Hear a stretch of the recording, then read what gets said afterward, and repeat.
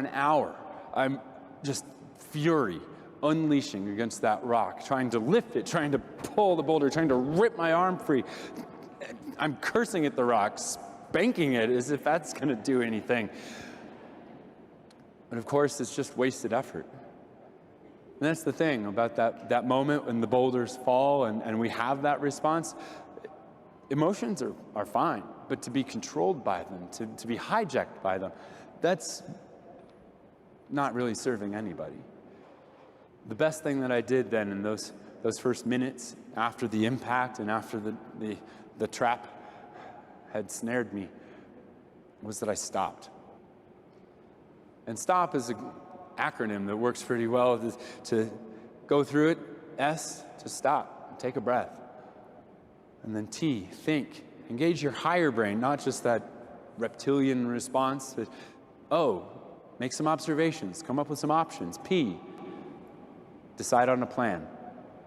STOP. Well, for me in that moment, as I'm able to gather myself, and here we are, an hour in, but I start taking stock of what I have with me, and food and water, and climbing gear that I have.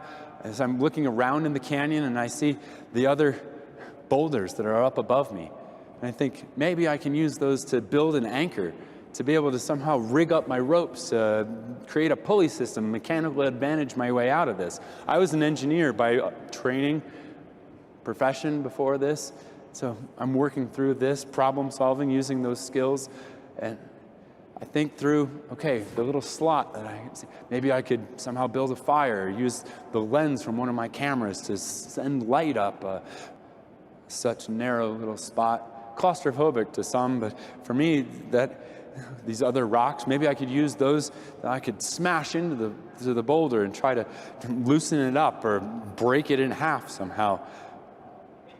I'm not otherwise injured though. I'm not bleeding.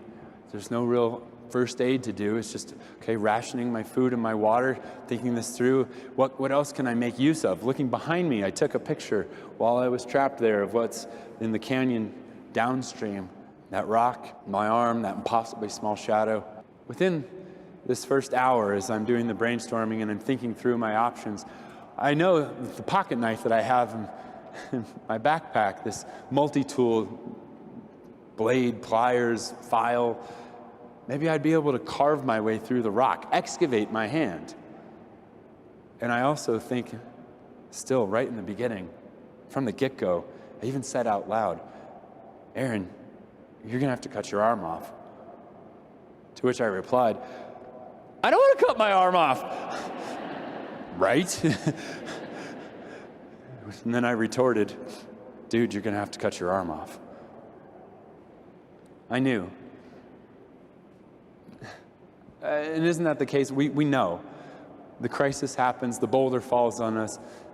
We understand, we intuitively know what it is that we're gonna have to do to manage this, to change, to adapt to it, and yet we resist it. I don't want to.